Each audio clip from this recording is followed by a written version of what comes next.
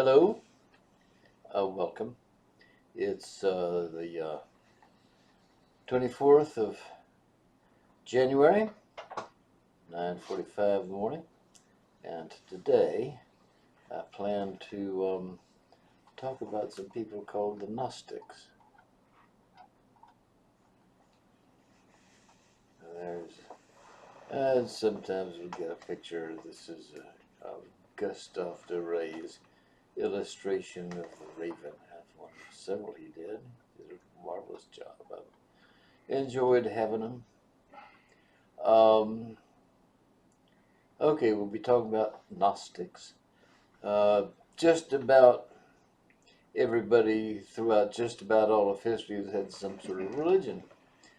I hesitate to call Confucianism a religion. It is more, in my understanding, a wisdom tradition.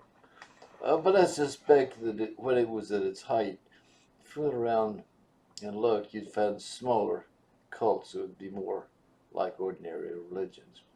Okay, suppose you have a religion and I do not share it. You can prove its tenets to your own satisfaction, but not to mine. So I expect I would call your beliefs your faith, and I would take no offense were you to call my own beliefs my own faith. If there's no proof and no disproof, then the conclusion must be that for such issues as the nature of God, not to mention existence, we can never know for sure. So we are all actually agnostic, which means we cannot resolve all such issues. Well, enter the Gnostics. They turned up in the written record, shortly after the time of Christ. And their response was, oh yeah, we can understand all those things. I'll be drawing upon a textbook called The Gnostic Gospels. Yeah. By Elaine Pagels, Vintage Books of Division of Random House. Go there if you want a professional approach to these matters. I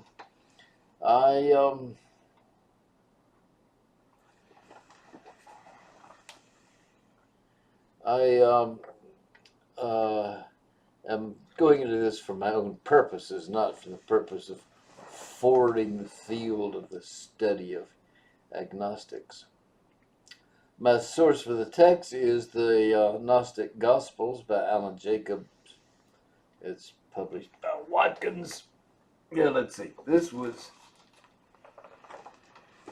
Here's Pagels' book, The Gnostic Gospels. Here is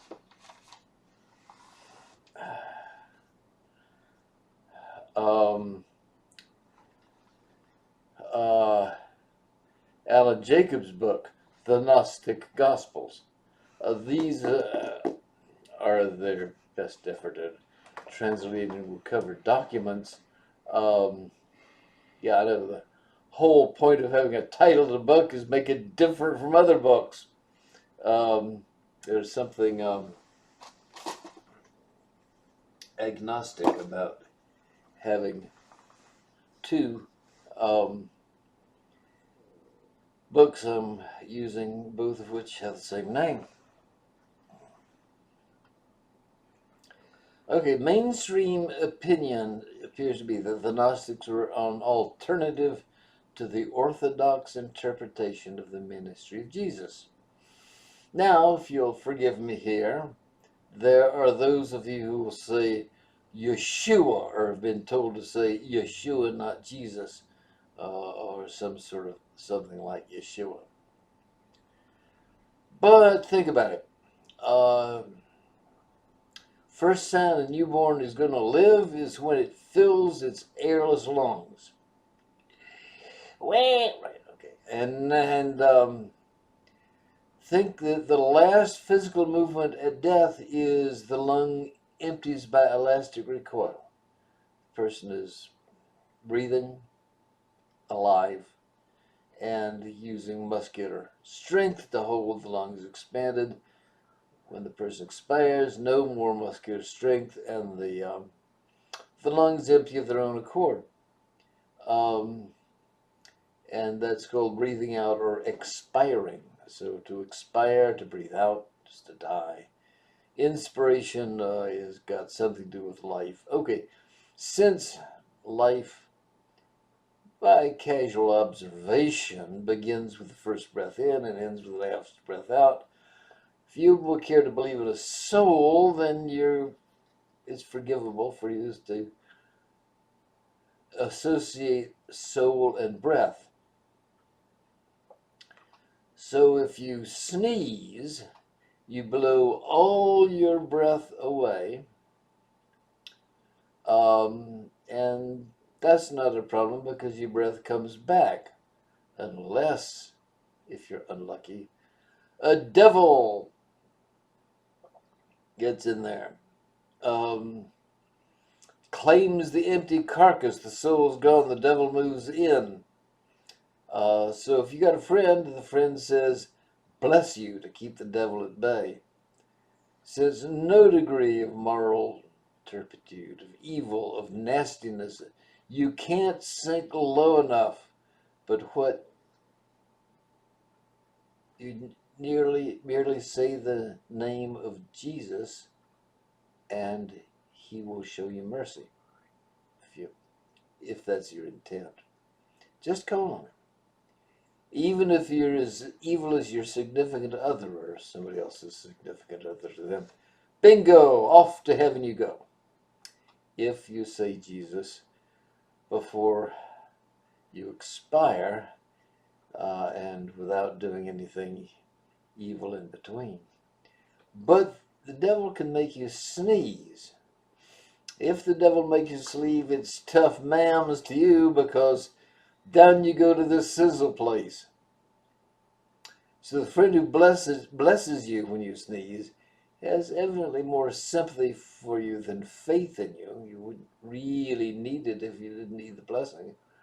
On the other hand, the helpful stranger who says, but you should say Yeshua. I don't know about you, that already sounds like a sneeze, okay? I'll believe what you care to, but I'm going to stick with Jesus, and let's say Yeshua is a sneeze disguised to keep you from asking for help when you need it the most. All right. So this, I say, the Gnostics were an alternative to the Orthodox. Now the Gnostics are kind of fun. They latched right onto the story in the Garden of Eden of Satan offering wisdom and telling the truth, while God attempted to deny humans freedom and told a lie. Troubling, eh? You figure your way out of it, but you're going to have to do some figuring. So the notion of a serpent-like creature that has angelic functions is, the Gnostics pulled onto that. They had a bunch of evilish kind of critters called the archons, and not everything was good in the Gnostic world. Now, look at Eve's predicament. Satan says, I'll tell you the difference between good and evil.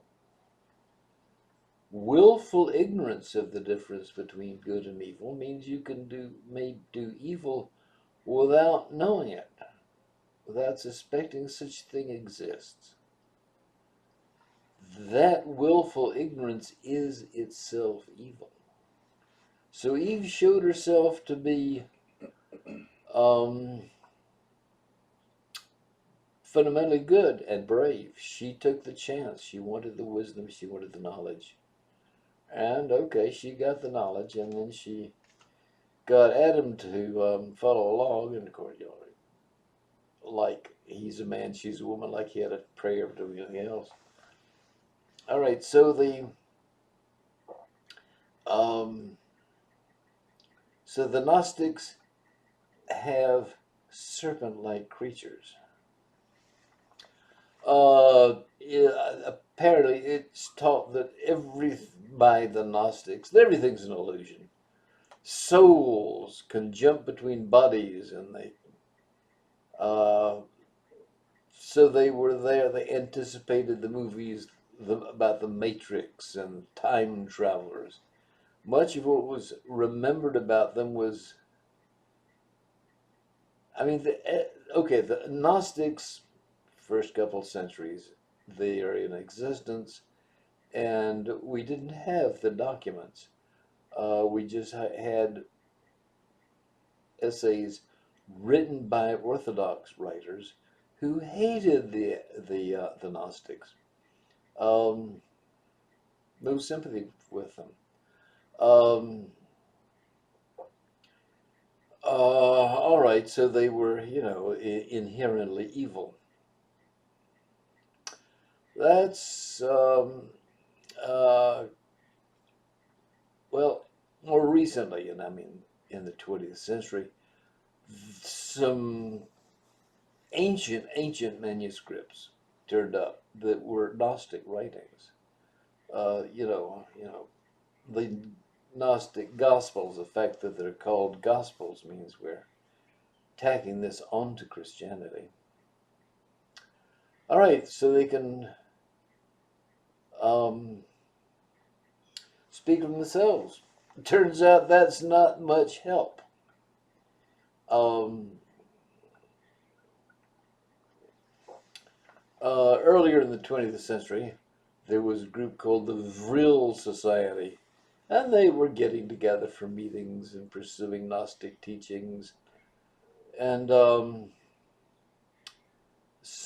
was a woman who was apparently channeling a Gnostic teacher, and she, according to one story, I wasn't there, produced a perfectly adequate drawing of a flying saucer, you know, how to build it. Now, I can talk about the principles of building a flying saucer, fine.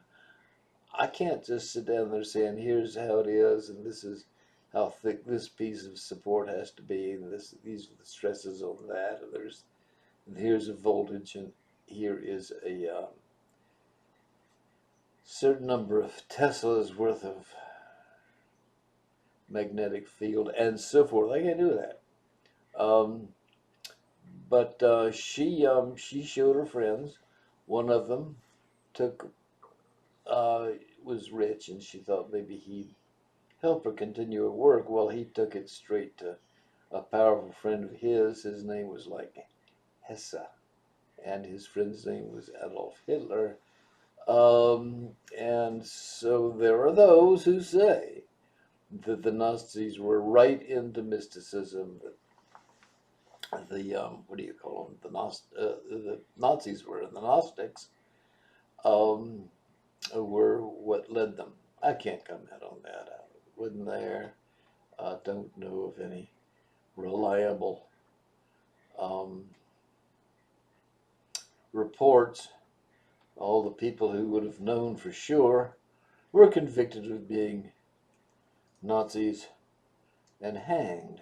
Um, yeah, that's right.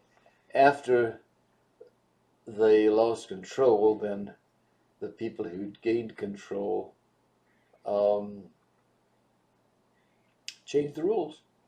They just, oh, you were our enemies, so we're going to murder you. Yep, a lot of bad on both sides, I think. I know I'm probably sticking my foot in it. No, I do not sympathize with Nazis. They were scum. But I don't sympathize with the people who murdered them either. Really. Uh, Now then, notion of evil serpent overlords. Um, I think that's you can make a very good case for that being a Gnostic notion. This is David Icke. He everything you need to know, but were never told. Fat book, okay. Fat book, fat book. All right.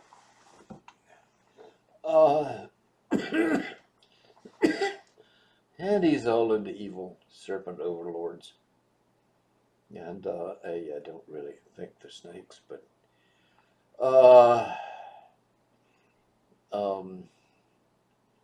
but you can read them if you like, if you want to know more about where modern Gnosticism is going, because it's growing. There are more and more Gnostics.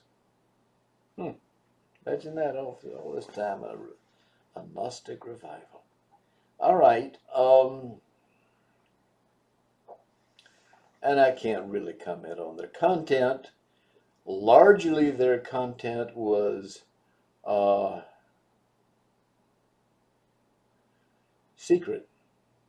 They wouldn't tell you what they really knew because you wouldn't be worthy.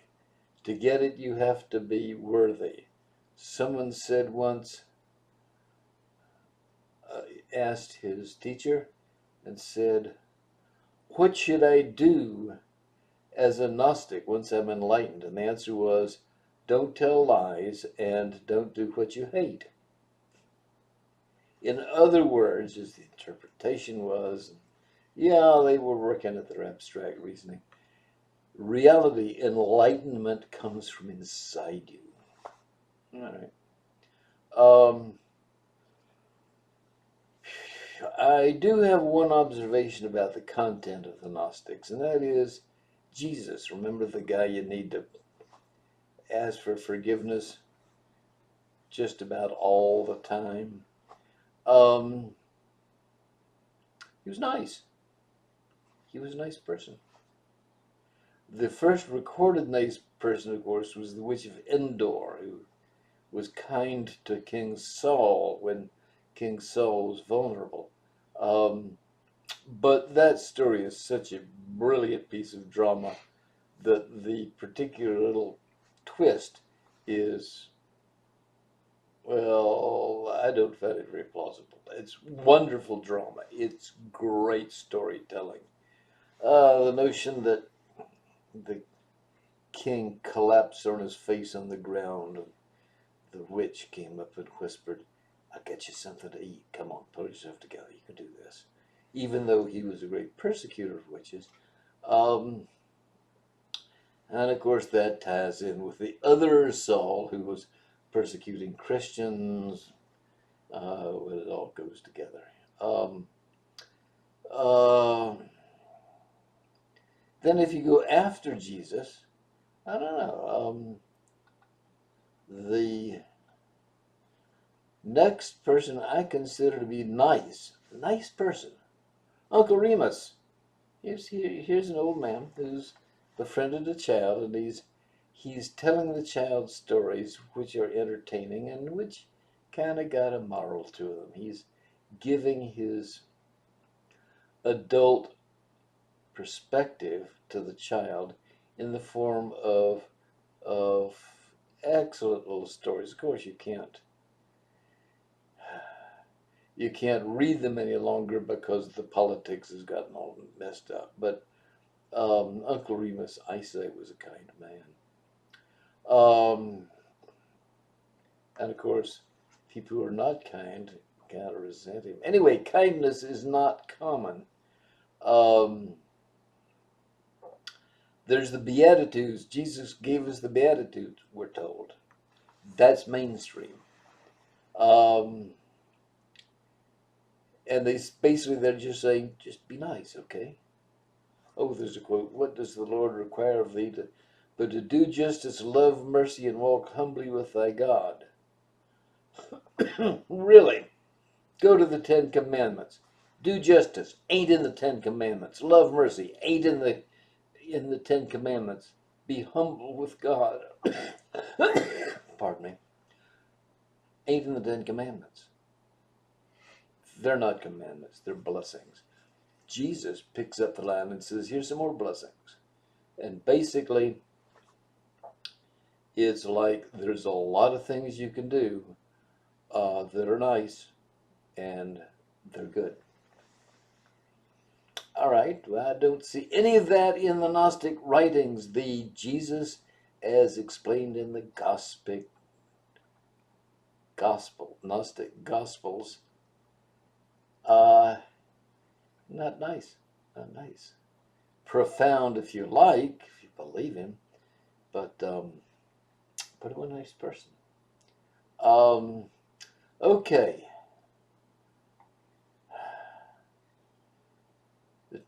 Things were not nice in those days. Go to Bath in England. There's a hot spring with a Roman bath. All right. I'm sure you're used to seeing Roman ruins. Here's a view bath. I'm sure you got a couple rocks piled on each other. Eh? Oh, look, an ancient Roman ruins. Oh, cool. If you look, you can do this. Um,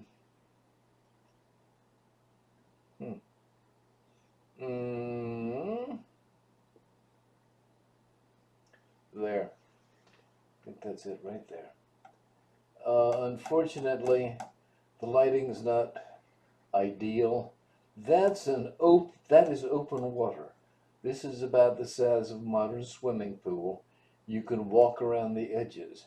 There's a colonnade along that side, and this side's open. And people would come to this place, Romans, during Roman times, so they could hang out at the bath, Roman bath. It's just still a fully functioning Roman bath. It's incredible. Considering what 2,000 years have done to everything else Roman and ancient. Some of the aqueducts may still carry water, but for the rest of it, the Parthenon looks nice. The Colosseum is big and imposing. This is working. This is a functioning bath. That's amazing. If you see this is the original stonework put down by Roman masons building this bath, this temple of healing. If I were in the zoo, you'd have to wear slippers to walk around on that, but I don't. Okay.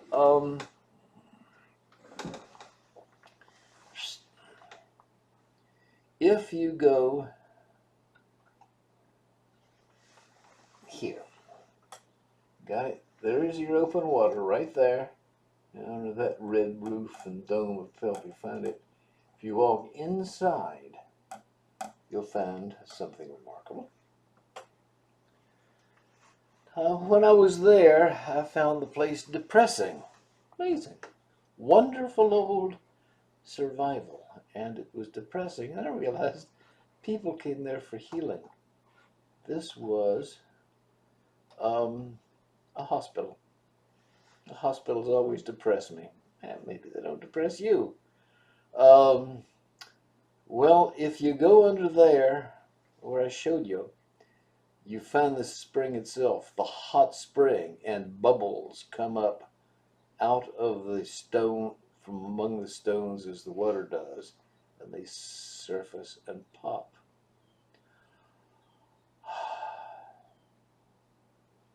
Releasing methane, I guess.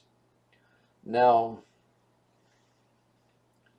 if you are ever in a mood and have energy and don't mind tying some stuff up, you can brew your own beer. Yes, sir, or brew your own wine. You can make wine. Buy some fruit juice, buy some yeast, and fiddle around to give you directions, and you can brew your own wine. There may be some legalities to it. I mean, obviously, there's going to be limits to how much you can do. Most places where they tax the stuff, they're not idiots.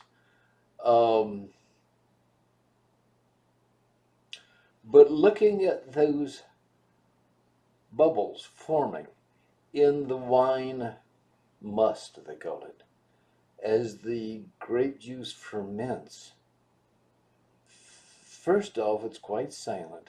Second, it's really quite remarkable. Usually you see bubbles that are gone. I know, day after day, week after week, the bubbles just keep coming up.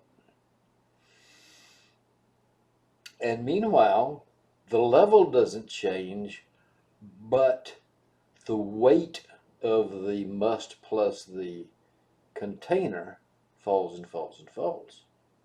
The fruit juice, which of course was dense, it's a lot of sugar, is turning into alcohol. It's kicking out stuff and lightening the load. Well, for the Romans, weight was kind of the opposite of spirituality. Spirits floated. So the must, the fermentation of the must, is a sacred process. And there you see the god Bacchus, highly popular, at work. Oh my goodness, look at that. Bacchus is doing his magic. All right. Well, they thought it. I don't, but I'm not going to pick on them. If we look here at where I pointed out, there is the there is the boil. I don't know why they don't have videos taken from down inside. If I ran the zoo again, oh yeah, I'd drop a camera in there and take 24 hours of video, and I'd repeat that every 24 hours so people could see this wonderful, so the bubble's about this big coming out of the rock, like fermenting must. Oh, it's like fermentation. There must be something sacred going on here. Oh, goody, goody, goody, goody. So what people would do is you'd take a little ribbon of lead and you'd write down a prayer and you'd throw it into the water. Well, they picked them up because they sell you the water to drink in case hot sulfur water really is what you want, and it's cultural, historical, spiritual overtones. They got the lead out, and then they realized the inscriptions were written in Latin, and lots of people could read Latin. They interpreted it. Okay, this is a hospital. This is a place where people came for healing, and this is the boil. This is this thing. You see the ledges around here? You sit here and you watch the bubbles come up, and you hope it's going to heal you. All right, fair enough, fair enough. I must say, people have done worse things in the hopes of it getting healed. All right, so what do the ribbons say? What a wonderful chance, the insight into the minds of these people. Of course, the obvious thing is you would expect them to be praying to get well, or a prayer of thanksgiving if they didn't get well, or a prayer that a friend got well. But anything would go. If you're getting into a business venture, you've got a ship at sea, you want to come back, maybe you'd go down to play the gods, guide it in safely, etc. You know what? They're all curses. Everyone I saw, they are all curses. Dear gods, please stomp the daylights out of my enemy.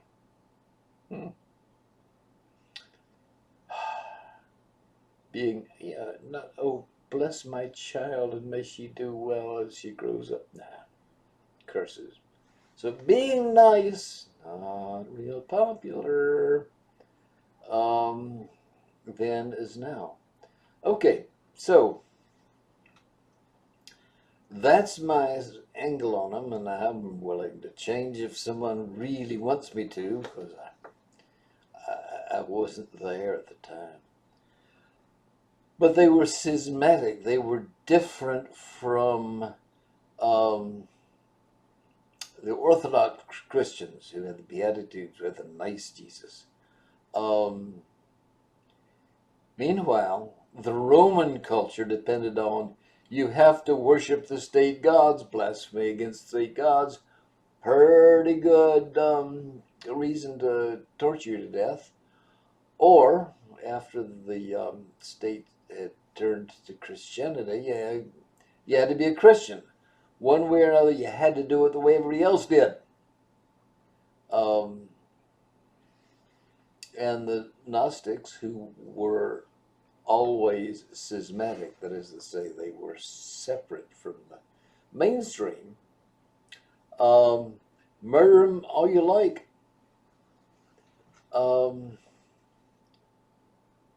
They survived. Oh, yeah. Well, why would they survive when they're being murdered and the rest of the population is dying out and they're not being murdered? And of course, you've been here before. The large population, the big gene pool reduces your fertility. That was why the Gnostics flourished for a while. But eventually, there weren't enough of them, and the mainstream Christians, Catholics, whatever, the bulk of the people died out. They didn't all die out. There were a few little villages.